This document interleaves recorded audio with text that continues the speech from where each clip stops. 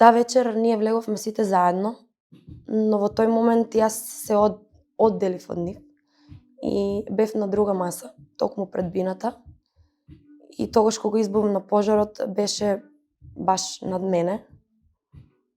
И тоа е моментот кога Панчо кажа дека е сериозна работата и дека треба веднаш да го напуштиме локалот.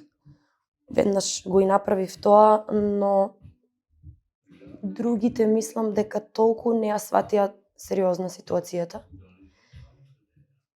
И тогаш кога всушност стана многу сериозна ситуацијата, кога почна да се шири оганот, тогаш почна и тој страф, таа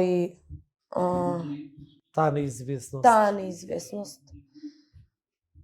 И борба за живот, претпоставувам. Да.